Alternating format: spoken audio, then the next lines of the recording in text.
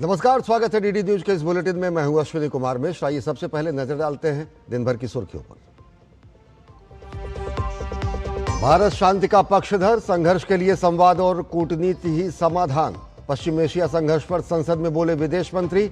भारतीय नागरिकों की सुरक्षा को बताया सरकार की सर्वोच्च प्राथमिकता। ऊर्जा सुरक्षा के लिए दोहराई सरकार की प्रतिबद्धता।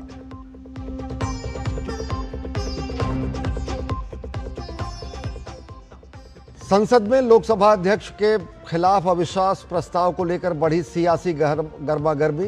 सत्ता पक्ष ने लगाया विपक्ष पर असल मुद्दे से भागने का आरोप। जनहित को नकार कर सदन का समय बर्बाद करने की मंशा पर उठाए सवाल।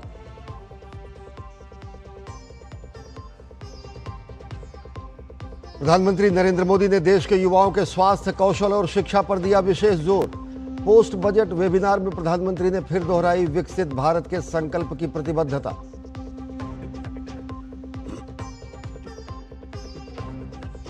प्रधानमंत्री नरेंद्र मोदी ने नेपाल की राष्ट्रीय स्वतंत्र पार्टी के अध्यक्ष रवि लामिछाने और वरिष्ठ नेता बालेंद्र शाह से फोन पर की बात। चुनाव में जबरदस्त जीत पर दी बधाई। समृद्धि, प्रगति और दोनों देशों के लोगों के कल्याण के लिए काम करने की दोहराई प्रतिबद्धता।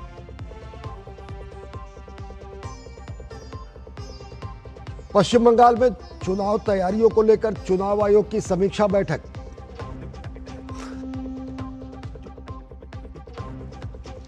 राजनीतिक दलों के साथ बैठक में पश्चिम बंगाल चुनाव आयुक्त और वरिष्ठ अधिकारी रहे मौजूद। मुख्य चुनाव आयुक्त ने दोहराई शांतिपूर्ण और निष्पक्ष मतदान की प्रतिबद्धता।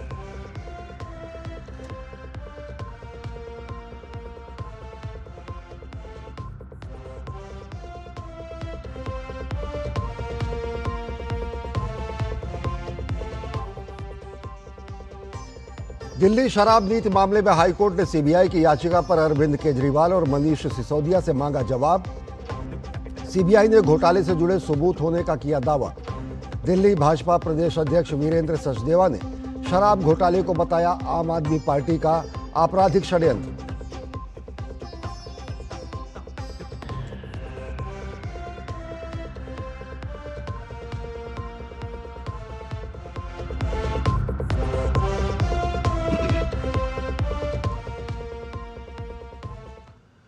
और अब देखते हैं खबरों को विस्तार से।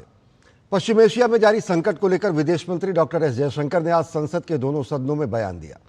विदेश मंत्री ने स्पष्ट किया कि भारत का पक्ष है कि खाड़ी में जारी संघर्ष का समाधान संवाद और कूटनीति के जरिए किया जाना चाहिए।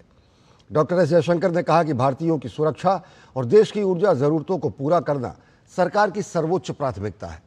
विदेश मंत्री ने कहा कि प्रधानमंत्री नरेंद्र मोदी क्षेत्र के तमाम नेताओं के साथ लगातार संपर्क में हैं और भारतीयों की सुरक्षा सुनिश्चित करने के लिए लगातार प्रयास किए जा रहे हैं। संसद के दोनों सदनों में पश्चिम एशिया की स्थिति पर विदेश मंत्री एस जयशंकर ने बयान दिया।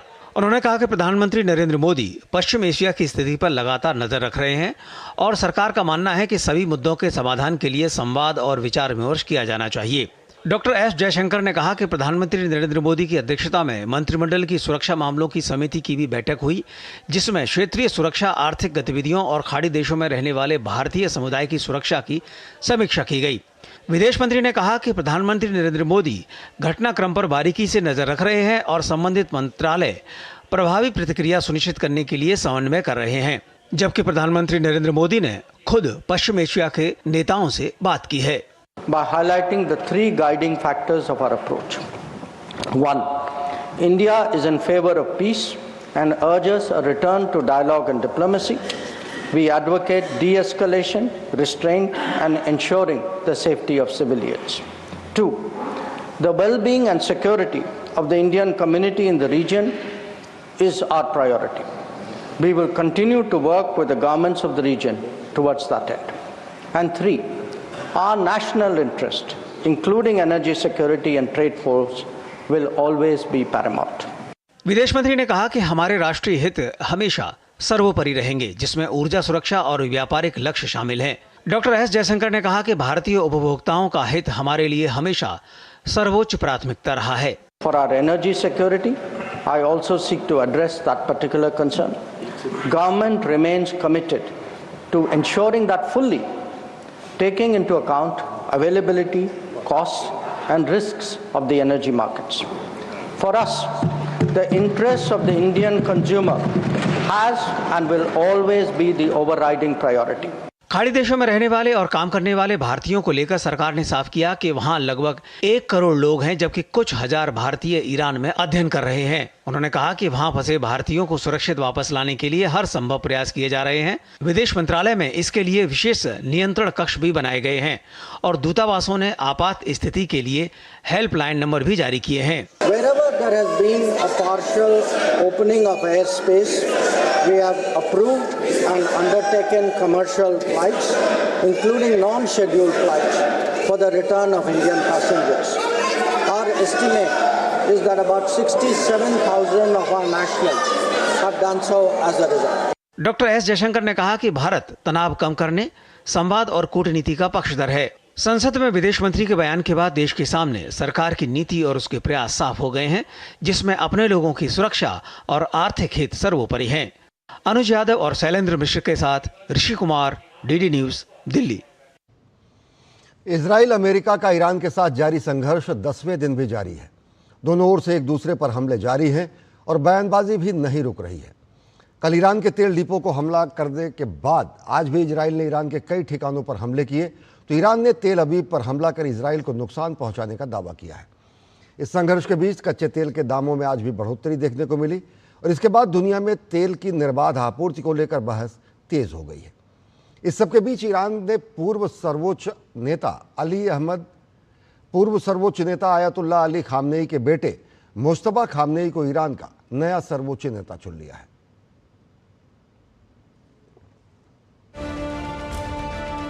पश्चिम एशिया में भड़की जंग के शोलों की धधक हर गुजरते दिन के साथ भयावह होती जा रही है। इजराइल, अमेरिका और ईरान युद्ध के 10वें दिन भी एक दूसरे पर जमकर मिसाइल और ड्रोन बरसाए। एक दिन पहले ईरान के ऑयल डिपो पर हुए हमले के बाद सोमवार को इजराइल ने मध्य ईरान में कई रणनीतिक और महत्वपूर्ण ठिकानों को निशाना बनाने का दावा किया। इन ठिकानों में आंतरिक सुरक्षा कमान केंद्र और मिसाइल लॉन्च साइटें शामिल हैं। इजरायली सेना ने पिछले सप्ताह ईरान पर लगभग 3400 हमले करने का दावा किया है।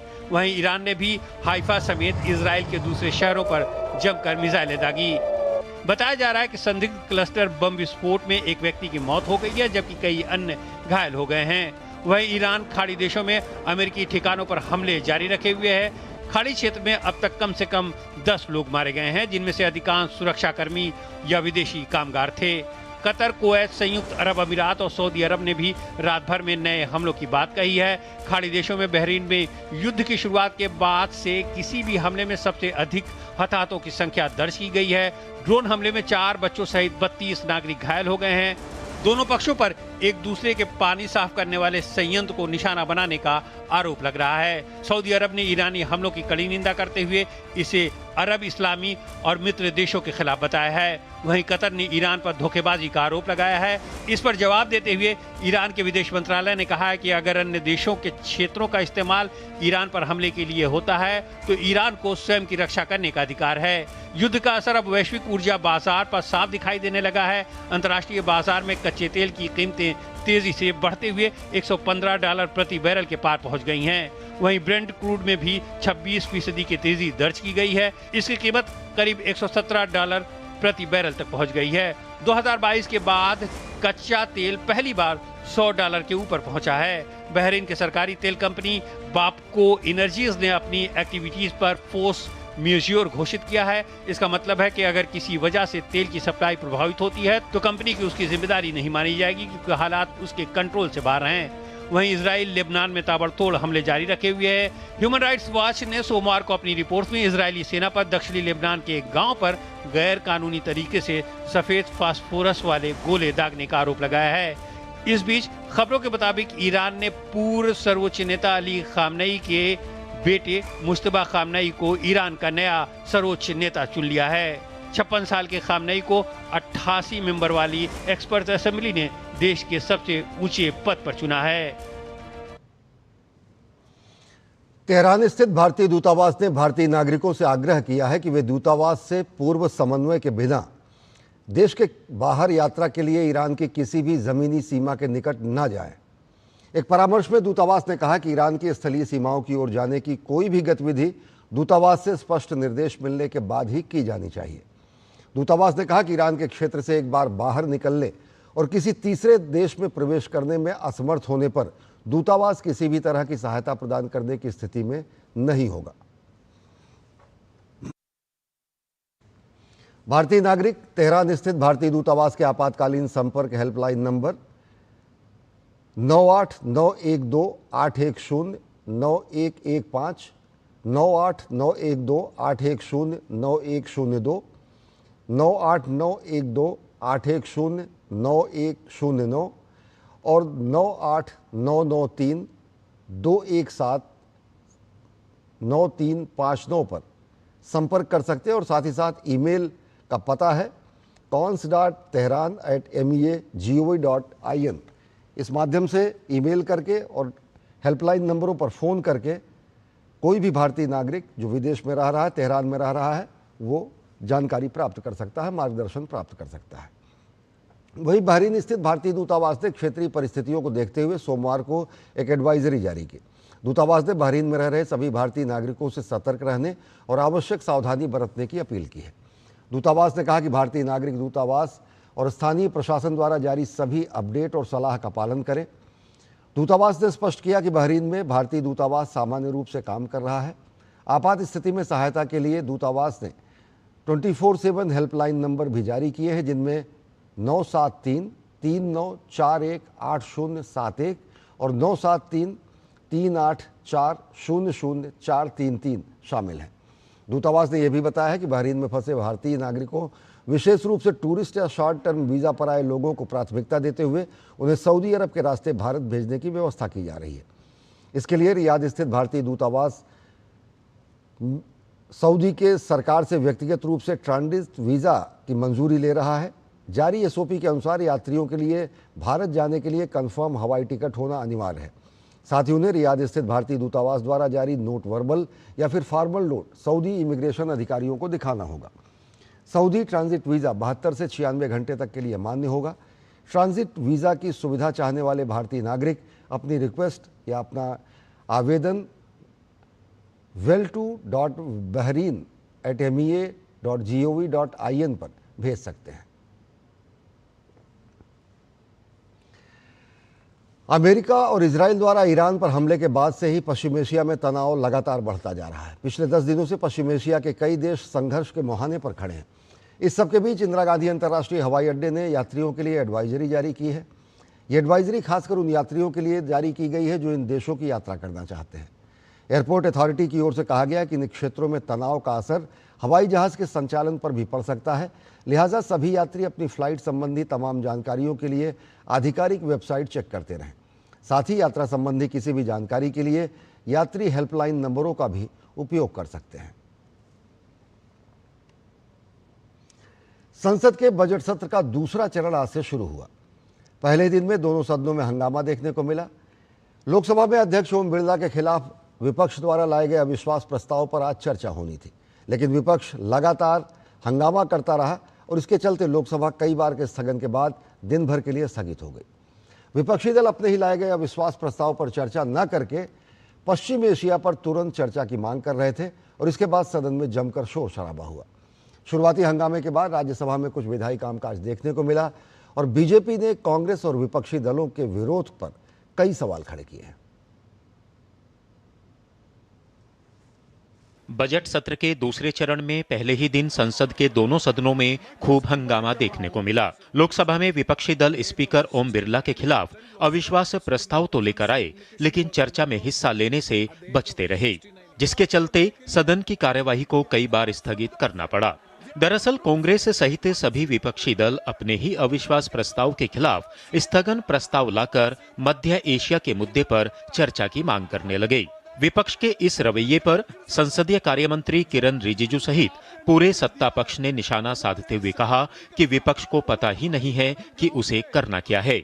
उन्होंने कहा कि विपक्ष जो प्रस्ताव लेकर आया है, सत्ता पक्ष उस पर चर्चा करने के लिए तैयार है, लेकिन विपक्ष उससे भाग रहा है। मुझे लगता है कि विपक्ष पार्टी खुद कंफ्यूजन में है। विपक्ष के लोगों को पता ही नहीं कि वो क्या करना चाहते हैं। सबसे पहले तो वो स्पीकर का खिलाफ अविश्वास प्रस्ताव का एक नोटिस देता है और वो नोटिस पेंडिंग है, उस समय वो दूसरा नोटिस देते हैं फिर एडजॉर्नमेंट का।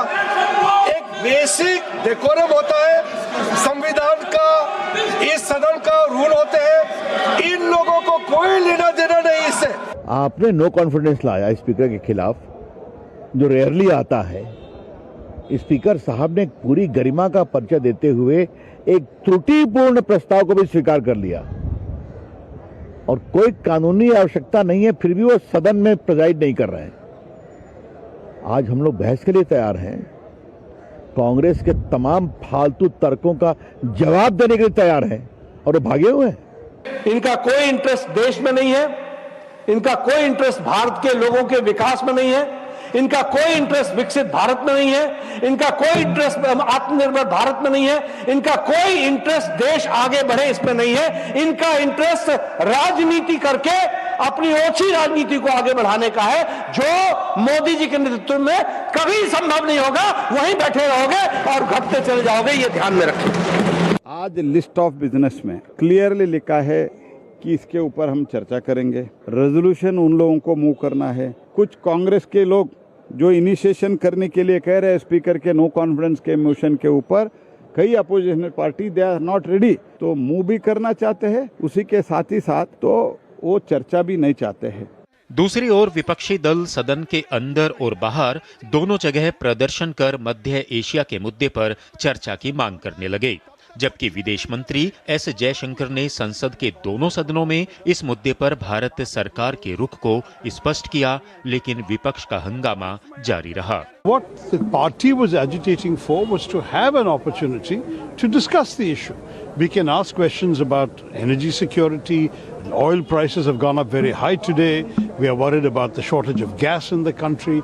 वहीं राज्यसभा में केंद्रीय वित्त मंत्री निर्मला सीतारमण ने एक लिखित जवाब में बताया कि वैश्विक स्तर पर कच्चे तेल की कीमतों में वृद्धि का महंगाई पर खास असर पड़ने की संभावना नहीं है, क्योंकि देश में मुद्रास्फीति पहले से ही अपने निचले स्तर के करीब है। पिछले काफी समय से संसद के कई सत्र विपक्ष के हंगामे की भेंट चढ़ते रहे हैं, जबकि सत्ता पक्ष का कहना है कि वो हर मुद्दे पर चर्चा कराने के लिए तैयार रहते हैं। सत्ता पक्ष का आरोप है कि विपक्ष के पास अब कोई मुद्दे नहीं बचे हैं, बस हंगामा करना और सदन को बाधित करना ही उनका मकसद है। शैलेंद्र मिश्र और ऋषि कुमार के साथ अनुज यादव, डीडी न्यूज, दिल्ली। केंद्रीय मंत्री पीयूष गोयल ने विपक्ष पर तंज कसते हुए कहा कि राहुल गांधी के नेतृत्व में विपक्ष संसद का समय बेबुनियाद मुद्दों पर बर्बाद कर रहा है और चर्चा से भागने की कोशिश कर रहा है। पीयूष गोयल ने राहुल गांधी को असफल लीडर ऑफ अपोजिशन कहा है।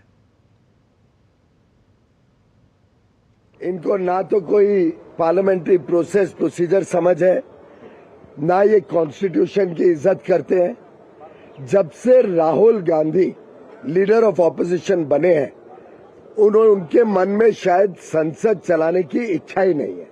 वो पहले से ही सुनियोजित करके आते हैं, प्लेकार्ड लेके आना, हाउस डिस्टर्ब करना, बेबुनियाद विषय के ऊपर पार्लियामेंट का समय खराब करना, और जिस दिन इतना महत्वपूर्ण विषय चर्चा होने वाला था, वो आज डिबेट से भागने का भी सोच के आए थे, क्योंकि उनको स्पष्ट पता है कि स्पीकर के ऊपर पूरे सदन का कॉन्फिडेंस है। उनके खुद के अलायंस के मेंबर भाग रहे हैं इस डिबेट से। राहुल गांधी जी एक फेल्ड लीडर ऑफ ऑपोजिशन है। भाजपा सांसद संबित पात्रा ने विपक्ष द्वारा लाए गए अविश्वास प्रस्ताव पर तीखी प्रतिक्रिया दी है। उन्होंने कहा कि कांग्रेस पार्टी सदन की मर्यादा की धज्जियां उड़ा रही है। संबित पात्रा ने कहा और साथ ही साथ ये आरोप भी लगाया कि कांग्रेस पार्टी और विपक्ष अराजकता फैलाने की कोशिश कर रही है। किस प्रकार विपक्ष, खास करके कांग्रेस पार्टी, सदन के मर्यादा की धज्जियां उड़ा रही है। ये स्पीकर साहब का बड़ा हृदय का परिचय था कि उन्होंने विपक्षी पार्टियों को बुला करके उसमें तारीख और नाम भी ठीक करवाया, ताकि एक डेमोक्रेटिक तरीके से सदन चल सके। और उसी का कारण रहा कि यह विपक्ष के साथ चर्चा करने के पश्चात ये चर्चा की गई और आज का तारीख तय किया गया। आज जब सब कुछ प्रस्तुत है आप देख रहे हैं एक दूसरे मोशन के साथ, एक दूसरे प्रस्ताव के साथ कांग्रेस पार्टी और विपक्ष आ गई है। कहीं ना कहीं ये जो अराजकता है कांग्रेस पार्टी की, एक परिवार का ये जो माफिया राज चल रहा है, जिसमें वो सदन को भी घेरने की कोशिश कर रहे हैं। लोकसभा में स्पीकर ओम बिरला के खिलाफ लाए गए अविश्वास प्रस्ताव को लेकर सियासत गर्मा गई है। बीजेपी सांसद निशिकांत दुबे ने कांग्रेस पर तीखा हमला किया है। उन्होंने कहा कि यदि स्पीकर के खिलाफ पहले से ही प्रस्ताव सूचीबद्ध है और कांग्रेस ने ही उसे मूव किया है तो उस पर चर्चा किए बिना दूसरा स्थगन या नया प्रस्ताव लाना संविधान के तहत कैसे संभव है। साथ ही बीजेपी सांसद ने आरोप लगाया कि कांग्रेस संसद की प्रक्रियाओं को दरकिनार कर केवल और केवल राजनीति कर रही है। यदि आपका स्पीकर बैठ नहीं रहा है, स्पीकर के खिलाफ खुद ही आज लिस्टेड है, रिजोल्यूशन लिस्टेड है, उनको हटाने के लिए जो है मोशन आपने मूव किया है, उसी कांग्रेस पार्टी ने मूव किया है, तो उस पर बिना चर्चा किए हुए आप दूसरा एडजमेंट मोशन या रिजोल्यूशन कैसे मूव कर सकते हो? ये किस संविधान में लिखा हुआ है? संसद में हंगामे को लेकर केंद्रीय राज्य मंत्री रामदास अठावले ने विपक्षी दलों की आलोचना की है। उन्होंने कहा कि विपक्ष का काम केवल और केवल हंगामा करना रह गया है। मुझे लगता है कि विपक्षी दलों का हंगामा करना यही काम है, तो उसमें उनका नाम है। जिस तरह मतलब स्पीकर जी के अविश्वास प्रस्ताव पर चर्चा के लिए सरकार ने सहमति दर्शाई, आज वो चर्चा शुरू होने वाली थी, चाहिए थी, तो विपक्षी दल रोज मतलब हंगामा करके मतलब इसको बर्बाद कर रहा है। इसलिए मुझे लगता है कि ये बात अच्छी नहीं है और विपक्षी दलों की इस भूमिका का हम विरोध करते हैं और इसी तरह का रवैया अपनाना बिल्कुल ठीक नहीं है। संसद में विपक्ष के रवैये को लेकर जेडीयू सांसद लवली आनंद ने कड़ी प्रतिक्रिया दी है। उन्होंने कहा कि विपक्ष सदन में कामकाज नहीं होने देना चाहता, उसका मकसद सिर्फ अराजकता फैलाना रह गया है। एक महीने से 20 दिन से जो है, अब इस वजह से पार्लियामेंट नहीं चलने देना विपक्ष के द्वारा, ये तो बहुत दुर्भाग्यपूर्ण है। एक एक दिन पर कितना खर्च जा रहा है देश का, और जब आप अविश्वास प्रस्ताव ला रहे हैं स्पीकर पर, जबकि वो सम्मानित कुर्सी होता है, फिर भी चर्चा के लिए हम लोग तैयार है, सरकार तैयार है, चेयर तैयार है, तो फिर आप दूसरे विषय को भी इसमें घुसा रहे हैं कि क्या मतलब आप नहीं चाहते हैं और ठप कर रहे हैं पार्लियामेंट को। यह उचित नहीं है कहीं से भी। देश में विमानन क्षेत्र को तेजी से विस्तार देने की दिशा में सरकार योजना पर काम कर रही है। राज्यसभा में केंद्रीय नागरिक उड्डयन मंत्री किंजरापु राममोहन नायडू ने बताया कि विमानन के क्षेत्र में सरकार की एक विकसित भारत संकल्पना के साथ विस्तारवादी योजना है। इसमें अगले 5 साल में 50 और नए एयरपोर्ट खोले जाएंगे, जबकि अगले दशकों में देश में एयरपोर्ट की संख्या 350 करने का लक्ष्य है। इसके साथ ही एविएशन सेक्टर भारत में तेजी से वृद्धि करने वाला क्षेत्र है, इसलिए इस क्षेत्र में विस्तार करने के लिए सरकार वाटर बॉडीज के ऊपर प्लेन उतारने की योजना को बढ़ावा दे रही है और इसके अंतर्गत सी प्लेन को देश में जल्दी ही उतारा जाएगा और इसके लिए डीजीसीए अपने नियम में बदलाव कर रहा है। और इसके अलावा हेलीकॉप्टर सेवा विस्तार करने को भी सरकार गंभीरता से विचार कर रही है। Our civil aviation stands out as the fastest growing and continues to grow for the next 20 years. And it is with that vision we have expanded on the airports. The number of aircrafts in our airspace have also doubled. The number of passengers have also doubled. Plan for the future is that in the next 5 years we want to have 50 more airports. And in the next 20 years we want to have another 200 more airports. So our overall tally of airports reaches up to 350. And then we have 3 different sectors also that we are seeing. One is the regular airport operations. Then we have the seaplane operations, which we are also going to start very soon. We have changed the guidelines to make it much more easier for us to have seaplane operations in the country. And the third sector that we are actively pursuing is to improve the helicopter operations. Budget के बाद चौथे webinar में प्रधानमंत्री नरेंद्र मोदी शामिल हुए। ये webinar सबका साथ सबका विकास, जनता की आकांक्षाओं की पूर्ति विषय पर आयोजित किया गया। शिक्षा, स्वास्थ्य, पर्यटन सहित 22 बजट घोषणाओं पर चर्चा होगी, जिसमें 193 विशेषज्ञ हिस्सा लेंगे। इसमें रोजगार बढ़ाने के उद्देश्य से एनिमेशन, विजुअल इफेक्ट, गेमिंग और कॉमिक्स एवीजीसी के लिए कंटेंट क्रिएटर लैब विकसित करने और इसके साथ ही साथ स्वास्थ्य पेशेवरों के सत्र होंगे। प्रधानमंत्री ने देश के युवाओं के स्वास्थ्य और कौशल पर, साथ ही साथ शिक्षा पर विशेष जोर दिया।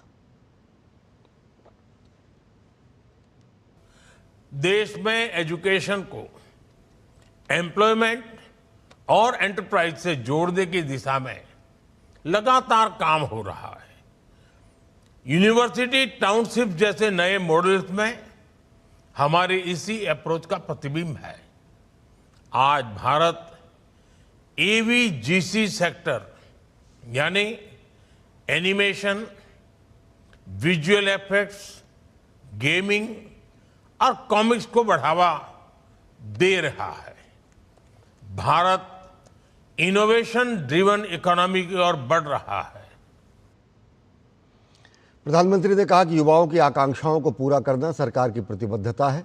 उन्होंने पर्यटन क्षेत्र को नए सिरे से विकसित करने के लिए संपूर्ण प्रयास का आह्वान किया।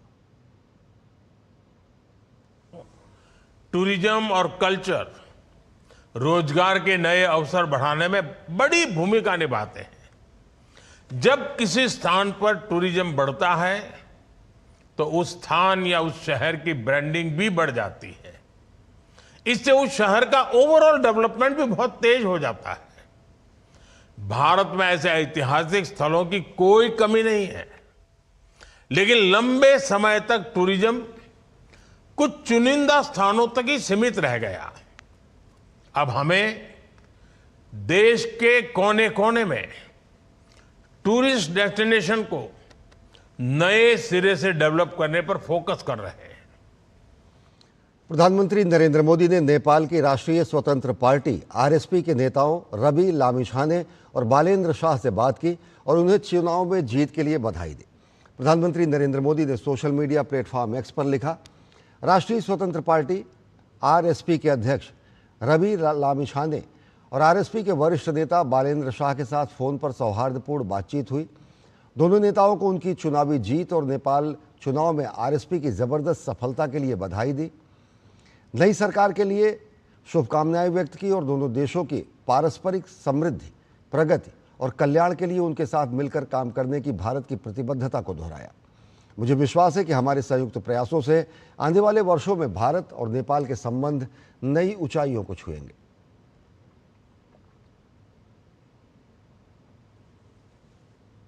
राजधानी दिल्ली स्थित भारत मंडपम के प्लीनरी हॉल में भारतीय नौसेना द्वारा इंडियन नेवल सिम्फोनिक ऑर्केस्ट्रा सरगम 2026 का आयोजन किया गया। इस विशेष सांस्कृतिक संध्या में भारत की समुद्री शक्ति और संगीत की समृद्ध परंपरा का अनूठा संगम देखने को मिला। कार्यक्रम में मुख्य अतिथि के तौर पर देश के उपराष्ट्रपति सीपी राधाकृष्णन शामिल हुए। भारतीय नौसेना बैंड द्वारा प्रस्तुत इस खास संगीत संध्या का लोगों ने खूब लुत्फ उठाया। सूचना एवं प्रसारण मंत्री अश्विनी वैष्णव चौथे पोस्ट बजट वेबिनार में शामिल हुए। इस दौरान केंद्रीय मंत्री ने कहा कि भारत में क्रिएटर इकॉनमी पिछले 7-8 वर्षों में एक महत्वपूर्ण क्षेत्र के रूप में उभर कर सामने आई है। उन्होंने कहा कि डिजिटल इंडिया ने खासतौर पर ग्रामीण और दूर दराज के क्षेत्रों तक नई संभावनाओं के द्वार खोले हैं। इसके माध्यम से क्षेत्रीय संस्कृति, स्थानीय प्रतिभाओं और रचनात्मक अभिव्यक्तियों को वैश्विक मंच मिल रहा है। इसके साथ ही उन्होंने कहा कि मीडिया और कंटेंट निर्माण के क्षेत्र में तकनीक का उपयोग तेजी से बढ़ रहा है। इसी दिशा में देश को अग्रणी बनाने के लिए प्रधानमंत्री नरेंद्र मोदी के नेतृत्व में वेब्स प्लेटफॉर्म को विकसित किया गया है। क्रिएटर्स इकोनॉमी एक ऐसा सेक्टर बनके उभरा है जो कि पिछले 7-8 वर्षों में और विशेषकर डिजिटल इंडिया की जो पहुंच गांव-गांव में हुई है, ग्रामीण क्षेत्रों में हुई है, उसका जो इम्पैक्ट हुआ है उससे पूरी नई इकोनॉमी क्रिएटर्स इकोनॉमी बनके उभरी। इस क्रिएटर्स इकोनॉमी का फायदा कई तरह से हुआ है। सबसे बड़ा जो बेनिफिट हुआ है वो ये हुआ है कि बहुत ही हाइपर लोकल चीजें हैं उनको हम दुनिया के सामने पहुंचा पा रहे हैं। आज का जो एंटरटेनमेंट और मीडिया की दुनिया है, इस दुनिया में टेक्नोलॉजी का जो उपयोग है ये एक प्राइमरी रोल बनता जा रहा है। इस चीज के बारे में माननीय प्रधानमंत्री श्री नरेंद्र मोदी जी ने बहुत एक अच्छा विजन रखा, उस विजन को कन्वर्ट किया वेव्स के प्लेटफॉर्म्स। विदेश मंत्री डॉक्टर एस जयशंकर ने नई दिल्ली में अमेरिका भारत व्यापार परिषद के global board of directors mission के साथ बातचीत की।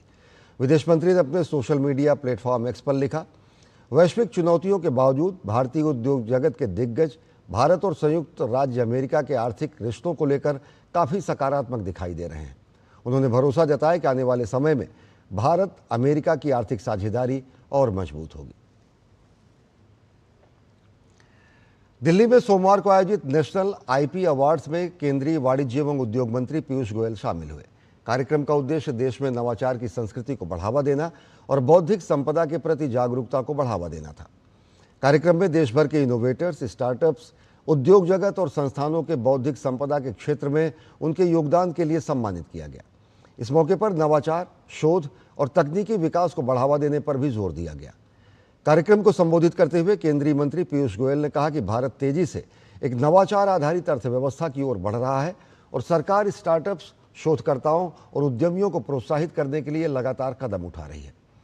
नेशनल आईपी अवार्ड्स का उद्देश्य भी देश में नवाचार को बढ़ावा देना और बौद्धिक संपदा के क्षेत्र में भारत की वैश्विक पहचान को मजबूत करना है।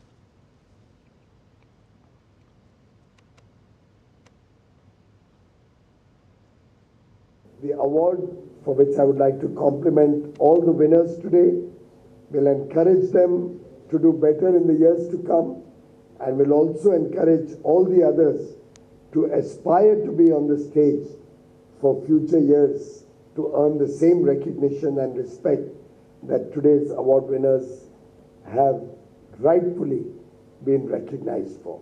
We can take more and more of this message to schools and colleges. If we can get the support of the entire ecosystem related to this office, IP, instead of just intellectual property, will become infinite potential. केंद्रीय मंत्री पीयूष गोयल ने social media platform x पर buyer के CEO bill Anderson के साथ अपनी मुलाकात की तस्वीरें साझा की। केंद्रीय मंत्री ने बताया कि बैठक काफ़ी सार्थक रही, जिसमें फार्मास्यूटिकल और लाइफ साइंसेज के क्षेत्र में सहयोग को और मजबूत करने की संभावनाओं पर चर्चा की गई। साथ ही उन्होंने भारत में उपलब्ध अपार अवसरों और निवेश की संभावनाओं को भी रेखांकित किया।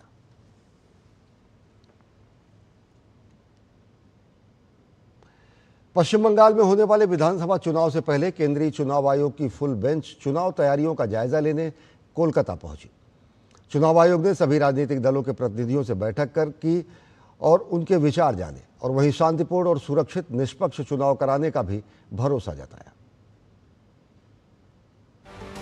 पश्चिम बंगाल में जो कुछ भी घट रहा है वो लोकतांत्रिक व्यवस्था पर गहरी ठेस की तरह है। एसआईआर प्रक्रिया का विरोध, चुनाव आयोग पर बेतुके आरोप और राष्ट्रपति की अवहेलना के बाद लोकतांत्रिक मूल्यों को लेकर ममता सरकार घेरे में है। वहीं तमाम अवरोधों के बीच सोमवार को कोलकाता में केंद्रीय चुनाव आयोग की फुल बेंच और राजनीतिक दलों की बैठक हुई। बैठक में मुख्य चुनाव आयुक्त ज्ञानेश कुमार, चुनाव आयुक्त डॉक्टर सुखबीर सिंह संधू और चुनाव आयुक्त डॉक्टर विवेक जोशी ने कोलकाता में पश्चिम बंगाल के मुख्य निर्वाचन अधिकारी और आयोग के वरिष्ठ अधिकारियों के साथ मान्यता प्राप्त राष्ट्रीय और राज्य स्तरीय राजनीतिक दलों के प्रतिनिधियों के साथ बैठकें की। बैठक में विभिन्न राजनीतिक दलों के प्रतिनिधियों से चुनाव संबंधी तैयारियों, व्यवस्थाओं और अन्य महत्वपूर्ण मुद्दों पर चर्चा की गई। इस अवसर पर चुनाव आयोग के अधिकारियों ने राजनीतिक दलों के सुझावों को भी सुना और उन्हें भरोसा दिलाया कि आगामी चुनाव प्रक्रिया को स्वतंत्र, निष्पक्ष और पारदर्शी तरीके से संपन्न कराया जाएगा। हालांकि इससे पश्चिम बंगाल दौरे पर पूरी बेंच के साथ पहुंचे मुख्य चुनाव आयुक्त ज्ञानेश कुमार को भारी विरोध का सामना करना पड़ा। टीएमसी कार्यकर्ताओं ने चुनाव आयुक्त के खिलाफ नारे लगाए, उन्हें काले झंडे दिखाए। सीईसी की सुरक्षा में भारी फोर्स तैनात की गई थी। प्रदर्शनकारियों को दूर रखने के लिए बैरिकेड्स भी लगाए गए थे। वहीं सर्वदलीय बैठक से बाहर निकलने के बाद भाजपा प्रतिनिधिमंडल की ओर से जगन्नाथ चट्टोपाध्याय ने बताया कि बैठक में भाजपा की ओर से 16 सूत्री मांग पेश की गई है। राज्य में हिंसा मुक्त और भय मुक्त माहौल में चुनाव कराने को सुनिश्चित करने के लिए भाजपा ने मुख्य चुनाव आयुक्त ज्ञानेश कुमार के सामने ये मांग रखी। पिछले 3 चुनावों में जिन अधिकारियों के तबादले का निर्देश चुनाव आयोग ने दिए थे, उन्हें विधानसभा चुनाव से पहले फिर से स्थानांतरित किया जाना चाहिए। पिछले 3 वर्षों में जिन बूथों पर हिंसा की घटनाएं हुई हैं, उन्हें संवेदनशील घोषित किया जाए। जिन बूथों पर 85% से अधिक मतदान हुआ है, उन्हें भी संवेदनशील घोषित किया जाए। पर्याप्त संख्या में केंद्रीय बलों की तैनाती की जानी चाहिए। चुनाव आयोग के नियमों के अनुसार बहुमंजिला इमारतों में भी मतदान केंद्र स्थापित किए जाने चाहिए। पोलिंग एजेंटों को मतदान कक्ष से बाहर रखने की व्यवस्था की जाए। वहीं एसआईआर प्रक्रिया रुकवाने में विफल रहे और लगातार विरोध में उतरे तृणमूल नेताओं का बैठक के दौरान भी कई मुद्दों पर चुनाव आयोग पर गुस्सा फूट पड़ा, जिसके कारण सत्ताधारी तृणमूल कांग्रेस और मुख्य चुनाव आयुक्त ज्ञानेश कुमार के बीच तीखी नोक-झोंक हुई। बैठक से बाहर निकलते ही तृणमूल के वरिष्ठ नेता और मंत्री चंद्रिमा भट्टाचार्य ने मुख्य चुनाव आयुक्त पर आरोपों की झड़ी लगा दी।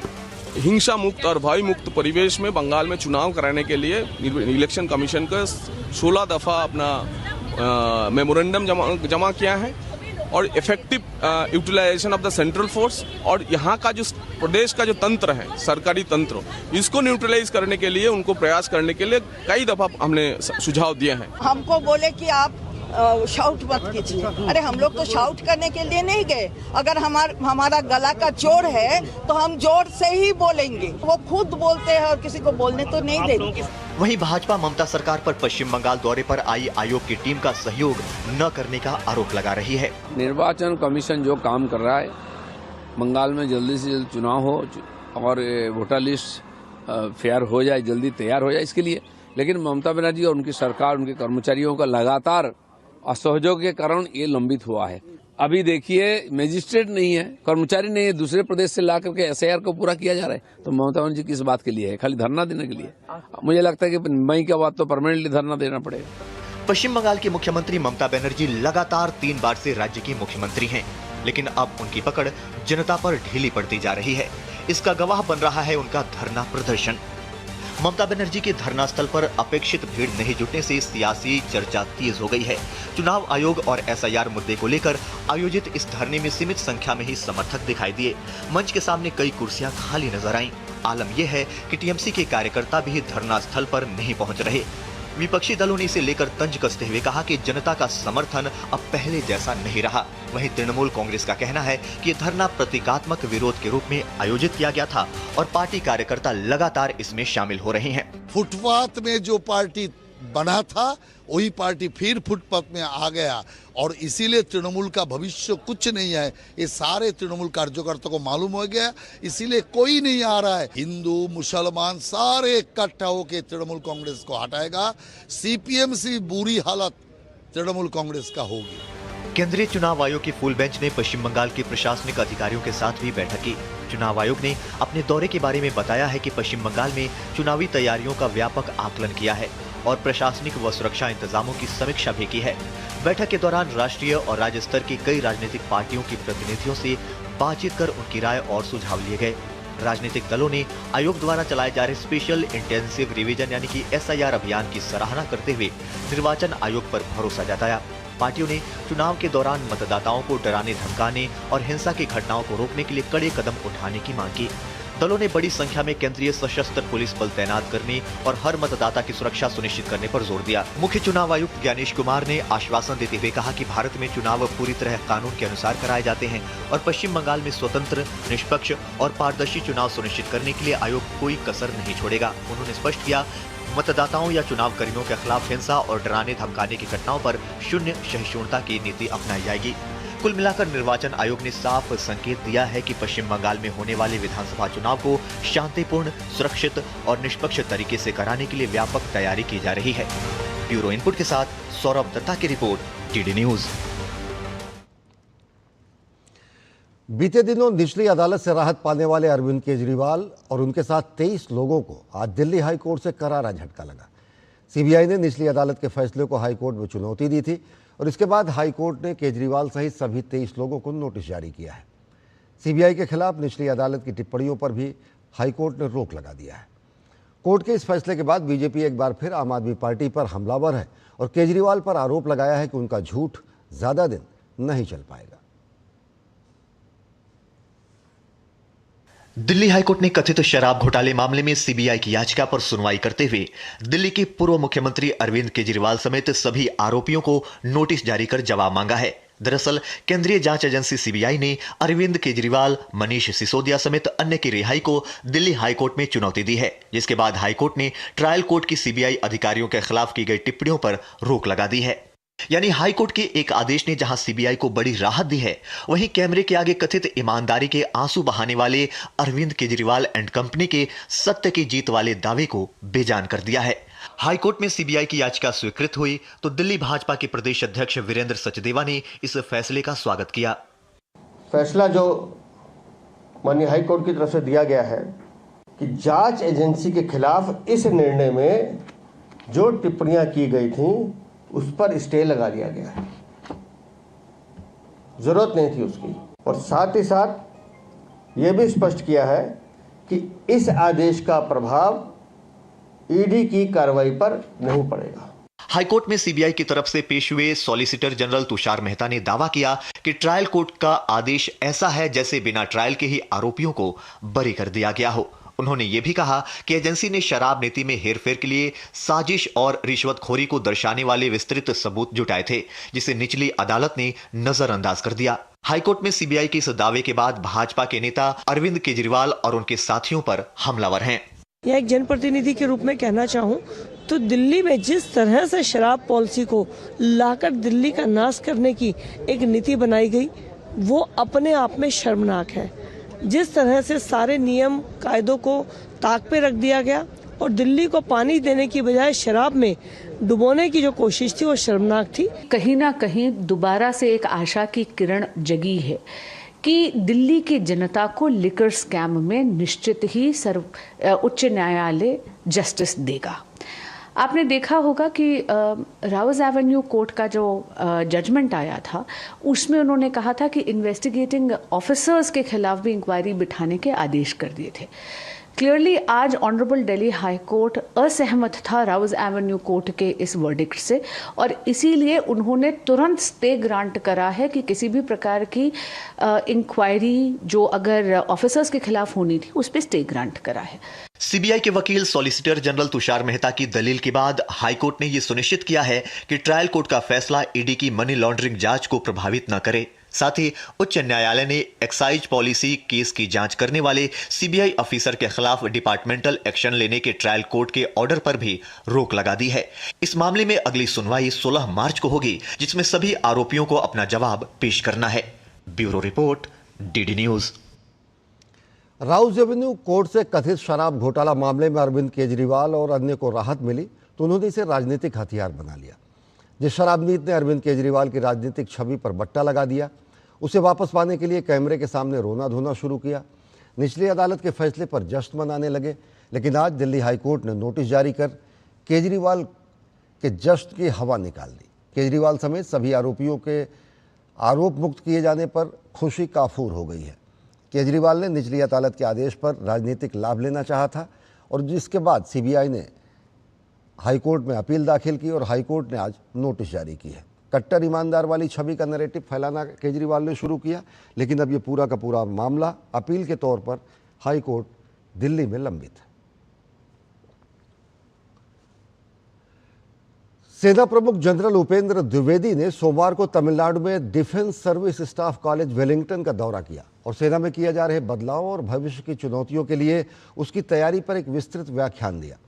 जनरल उपेंद्र द्विवेदी ने अपने संबोधन में सेना में जारी प्रमुख सुधारों, थिएटराइजेशन की दिशा में प्रगति, सैन्य कूटनीति की बढ़ती भूमिका और संचालन प्रभावशीलता और भविष्य की तैयारियों को सुदृढ़ करने के लिए उठाए जा रहे कदमों पर प्रकाश डाला। सेना प्रमुख ने एक ऐसे भविष्योन्मुखी बल के निर्माण में हो रहे संगठनात्मक क्षमता और सिद्धांतगत परिवर्तनों का भी उल्लेख किया जो उभरती सुरक्षा चुनौतियों का प्रभावी ढंग से सामना करने में सक्षम हो। उन्होंने कॉलेज के संकाय सदस्यों, तीनों सेनाओं के अधिकारियों और मित्र देशों से आए पाठ्यक्रम प्रतिभागियों के साथ भी बातचीत की और गतिशील रणनीतिक माहौल में पेशेवर सैन्य सहभागिता और विचारों के निरंतर आदान प्रदान के महत्व को रेखांकित किया। जनरल उपेंद्र द्विवेदी ने उत्कृष्ट सेवा, पेशेवर दक्षता और कर्तव्य निष्ठा के लिए चयनित कर्मियों को प्रशंसा पत्र भी सौंपे।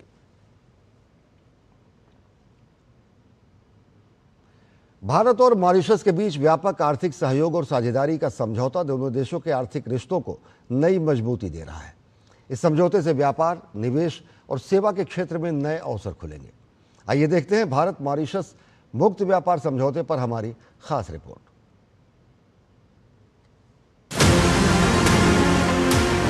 भारत और मॉरिशस के बीच आर्थिक सहयोग को नई ऊंचाई देने के उद्देश्य से व्यापक आर्थिक सहयोग और साझेदारी समझौते पर 22 फरवरी 2021 को हस्ताक्षर किए गए। यह भारत का अफ्रीका क्षेत्र के किसी देश के साथ पहला मुक्त व्यापार समझौता है। इस समझौते का उद्देश्य दोनों देशों के बीच व्यापार, निवेश और आर्थिक सहयोग को बढ़ावा देना है। इस समझौते के तहत मॉरिशस ने भारत के 300 से अधिक उत्पादों पर शुल्क समाप्त कर दिया है। इनमें प्रमुख रूप से कपड़ा, परिधान, दवाइयां, प्लास्टिक उत्पाद, रसायन, आभूषण और इंजीनियरिंग सामान शामिल हैं। इससे भारतीय उत्पादों को मॉरिशस के बाजार में आसान पहुंच मिलेगी और निर्यात को बढ़ावा मिलेगा। भारत मॉरिशस CECPA से किसानों, छोटे उद्योगों, MSME और उद्यमियों के लिए नए अवसर पैदा होंगे। भारतीय कृषि और खाद्य उत्पादों को मॉरिशस के बाजार में बेहतर पहुंच मिलेगी, जिससे ग्रामीण अर्थव्यवस्था को भी लाभ होगा। इस समझौते के तहत व्यापार को आसान बनाने के लिए कस्टम प्रक्रियाओं को सरल बनाने, निवेश को प्रोत्साहित करने और व्यापार नियमों को पारदर्शी बनाने जैसे प्रावधान किए गए हैं। इससे दोनों देशों के बीच व्यापारिक गतिविधियों को गति मिलेगी। CECPA के तहत भारत ने भी मॉरिशस के 600 से अधिक उत्पादों को प्राथमिकता वाले बाजार तक पहुंच प्रदान की है। इससे मॉरिशस के निर्यातकों को भारत के बड़े बाजार में अवसर मिलेंगे और दोनों देशों के बीच संतुलित व्यापार को बढ़ावा मिलेगा। यह समझौता सेवाओं के क्षेत्र में भी सहयोग को बढ़ाता है। IT, वित्तीय सेवाएं, शिक्षा, स्वास्थ्य सेवा और पर्यटन जैसे क्षेत्रों में पेशेवरों के लिए नए अवसर पैदा होंगे। इससे दोनों देशों के बीच कौशल और ज्ञान का आदान प्रदान भी बढ़ेगा। भारत ने समझौते में अपने संवेदनशील क्षेत्रों की सुरक्षा का भी ध्यान रखा है। कुछ कृषि और औद्योगिक उत्पादों को विशेष सुरक्षा दी गई है ताकि घरेलू उद्योगों और किसानों के हित सुरक्षित रह सकें। भारत और मॉरिशस के बीच हुआ यह मुक्त व्यापार समझौता न केवल आर्थिक संबंधों को मजबूत करेगा, बल्कि हिंद महासागर क्षेत्र में दोनों देशों की रणनीतिक साझेदारी को भी नई मजबूती देगा। Bureau report, DD news. 9 मार्च 2026 को the edtech connect empowering the global south विषय पर 7 दिवसीय कार्यक्रम का शुभारंभ अंतर विश्वविद्यालयीय अध्यापक शिक्षा केंद्र वाराणसी परिसर में शुरू हुआ। यह अंतर्राष्ट्रीय प्रशिक्षण कार्यक्रम भारत सरकार के विदेश मंत्रालय के ग्लोबल साउथ कोऑपरेशन के अंतर्गत Indian technical and economic cooperation कार्यक्रम के तहत चलाया जा रहा है। इस कार्यक्रम में 10 देशों Sri Lanka, Cambodia, Ghana, Kyrgyzstan, Mauritius, Thailand, Uganda, Uzbekistan, Tajikistan और इथियोपिया के 22 शिक्षक हिस्सा ले रहे हैं। DD न्यूज से खास बातचीत में IUCTE के निदेशक प्रोफेसर PN सिंह ने बताया कि जब पूरे विश्व में युद्ध का माहौल है, तब ये शिक्षक भारत की सुरक्षा विश्वसनीयता पर यहाँ आए हैं। IUCTE ने एक प्रशिक्षण कार्यशाला रखी है, edtech connect empowering the global south. उसमें कई देशों के प्रतिभागी भाग लेने के लिए काशी में आए हुए हैं। हम बात करेंगे यहाँ के director professor PN Singh ji से। PN सिंह जी, ये क्या आपने जो कार्यशाला रखी, क्या खास है इसमें? रफ्तार से तकनीकी का विकास हो रहा है, तो कोई भी क्षेत्र इससे अछूता नहीं है, तो निश्चित तौर से शिक्षा का क्षेत्र भी अछूता नहीं है। अब शिक्षा के क्षेत्र में अगर दिन पर दिन तकनीकी विकास की बात करें, तो पहली शर्त है कि अध्यापक इसके लिए परिचित हो, इसके लिए उसका प्रोफेशनल डेवलपमेंट हो, उसकी कैपेसिटी बिल्डिंग हो। भारत के साथ साथ, क्योंकि हमारे सरकार का एक प्रोग्राम ये भी है कि ग्लोबल साउथ के कंट्रीज को भी हम जोड़ करके और उनके ट्रेनिंग की व्यवस्था करें। ये कितने देश के कितने शिक्षक आए हुए हैं, और आज के समय में जो कि गल्फ कंट्रीज में या अमेरिका, इजराइल का किस तरह से युद्ध चल रहा है, तो जो शिक्षक यहाँ पे आए हैं उसको आप अपने देश की दृष्टि से, शिक्षा की दृष्टि से कैसे देखें? मैं सबसे पहले तो अभिनंदन करना चाहूंगा इन प्रतिभागियों का कि पूरा मिडिल ईस्ट जब युद्ध की आग में चल रहा है, तमाम गल्फ कंट्री में भी लड़ाई चल रही है। इसके अलावा इस माहौल में भी Cambodia, Ethiopia, Ghana, Kyrgyzstan, Mauritius, Sri Lanka, Tajikistan, Thailand, Uganda, Uzbekistan जैसे देशों से कुल 22 प्रतिभागी आए हैं। मैं ये इनका इस परिस्थिति में यहाँ आना भारत सरकार की उस छवि को और उस प्रतिबद्धता के प्रति विश्वास दर्शाता है कि हम इस परिस्थिति में भी वहां जाएंगे तो सुरक्षित हैं। एक बात। दूसरी बात, मैं धन्यवाद देना चाहूंगा विदेश मंत्रालय का। उन्होंने कहा कि अगर जितने भी कैंडिडेट आएंगे हम उनकी ट्रेनिंग करेंगे। ये प्रस्तावित 40 प्रतिभागियों के लिए था, ये वर्ग जितने आएंगे उनको करेंगे। देश के प्रधानमंत्री नरेंद्र मोदी के कॉन्स्टिट्यूएंसी इन लोगों ने, जो शिक्षक हैं, आए हैं सीखने के लिए, जो सीख कर वो लोग जाएंगे अपने देशों में लोगों को बताएंगे। Doctor Harikesh Bahadur Singh Gautam, DD news. I'm glad to come for this workshop because it provides us a platform to come together for us as an educator to come and share our practical experience from teaching, especially in the higher education context. And I believe that we all here can take a break from our profession for a little bit, not as a leisure, but for reflection and really share hand-on experience to see if we really are on the same trend. I'm teaching about 3D animation and programming. I choose this program because first thing I saw this program is take place in India. I love Indian culture, and this program is about educational technology. Is cover what I study field in my what I teach in Thailand. I chose this course because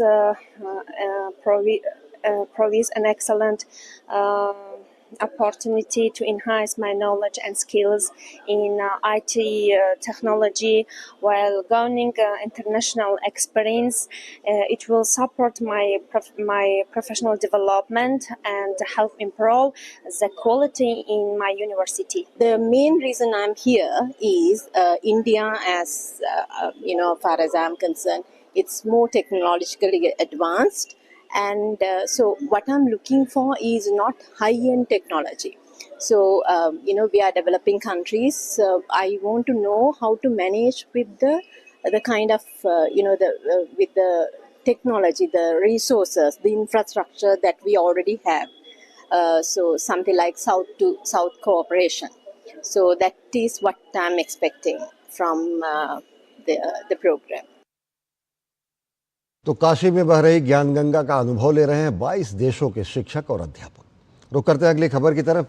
Madhya Pradesh high court की ग्वालियर खंडपीठ ने विजयपुर विधानसभा seat से कांग्रेस विधायक मुकेश मल्होत्रा का चुनाव शून्य घोषित कर दिया है। अदालत ने यह फैसला उनके नामांकन पत्र में आपराधिक प्रकरणों की पूरी जानकारी न देने के आधार पर सुनाया है। दरअसल ये मामला भाजपा नेता रामनिवास रावत की ओर से दायर चुनाव याचिका से जुड़ा हुआ है। अदालत ने इसे जनप्रतिनिधित्व अधिनियम के तहत भ्रष्ट आचरण मानते हुए मुकेश मल्होत्रा का निर्वाचन निरस्त कर दिया और भाजपा प्रत्याशी रामनिवास रावत को विजयपुर सीट से निर्वाचित घोषित कर दिया। दिसंबर 24 में पिटीशन लगाई थी, आपराधिक प्रकरणों की जानकारी देना आवश्यक थी, उसने शपथ पत्र में जानकारी छुपाई थी। कोर्ट ने निर्णय दिया है, उसकी सदस्यता शून्य घोषित कर दी है और हमें डिक्लेयर घोषित किया गया है। 15 दिन की अभी रोक लगा दी है। श्रीगंगानगर जिले के समेजा कोठी थाना क्षेत्र में भारत पाक अंतर्राष्ट्रीय बॉर्डर पर एक बार फिर ड्रोन के जरिए हेरोइन तस्करी का मामला सामने आया है। जानकारी के अनुसार पाकिस्तान की ओर से ड्रोन के माध्यम से प्लास्टिक पैकेट में करीब 6.5 किलो हेरोइन भारतीय सीमा में गिराई गई। बीएसएफ और पुलिस की संयुक्त कार्रवाई के दौरान सरसों के खेत से पैकेट उठाते हुए एक युवक को हिरासत में भी लिया गया। बरामद हेरोइन की अंतर्राष्ट्रीय बाजार में कीमत तकरीबन 33 करोड़ रुपए आंकी जाती है। फिलहाल पुलिस और बीएसएफ की टीमें पूरे इलाके में संयुक्त ऑपरेशन चला रही हैं ताकि आसपास किसी अन्य पैकेट या संदिग्ध वस्तु की मौजूदगी की जांच की जा सके।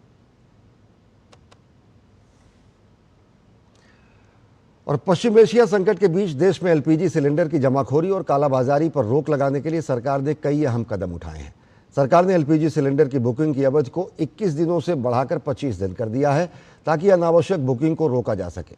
कुछ ऐसे मामले भी सामने आए हैं जहां पर लोग पहले 55 दिनों में एलपीजी सिलेंडर बुक करते थे, लेकिन लोगों ने अब 15 दिनों में एलपीजी सिलेंडर बुक करना शुरू कर दिया है। सरकार ने रिफाइनरी से एलपीजी सिलेंडर का प्रोडक्शन बढ़ाने का आदेश दिया है। साथ ही साथ कमर्शियल के बजाय घरेलू एलपीजी उपलब्धता को ज़्यादा प्राथमिकता देने का आदेश दिया गया है। सरकार ने स्पष्ट किया है कि घरेलू उपभोक्ता हमेशा प्राथमिकता में रहेंगे और उनकी ज़रूरतों का पालन किया जाएगा। इसके अलावा एलपीजी की उपलब्धता सुनिश्चित करने के लिए सरकार नए अंतर्राष्ट्रीय साझेदारों की भी तलाश कर रही है। अल्जीरिया, ऑस्ट्रेलिया, कनाडा, नॉर्वे जैसे देशों ने भारत को एलपीजी बेचने में रुचि दिखाई है। प्रोजेक्ट चीता के लिए गर्व का पल उस समय आया जब नामीबिया से लाई गई चीता ज्वाला ने कूनो नेशनल पार्क में 5 शावकों को जन्म दिया। चीता ज्वाला तीसरी बार मां बनी है। इन शावकों के जन्म के साथ ही भारत में जन्मे और पल रहे चीता शावकों की संख्या बढ़कर 33 हो गई है। साथ ही भारतीय धरती पर चीतों का 10वां सफल लिटर यानी एक ही साथ जन्मे शावकों का समूह भी बन गया है, जो देश में चीता संरक्षण की दिशा में बेहद महत्वपूर्ण उपलब्धि मानी जा रही है। इस सफलता के पीछे वन्यजीव विशेषज्ञ, पशु चिकित्सक, फील्ड स्टाफ और इस परियोजना से जुड़े सभी कर्मियों की मेहनत, कौशल और समर्पण का बड़ा योगदान है, जो जमीनी स्तर पर काम कर रहे हैं। नए शावकों के आगमन के साथ ही भारत में चीतों की कुल संख्या बढ़कर 53 हो गई है। तो बुलेटिन में फिलहाल इतना ही। देश और दुनिया की ताज़ा तरीन खबरों के लिए देखते रहिए डीडी न्यूज़। नमस्कार।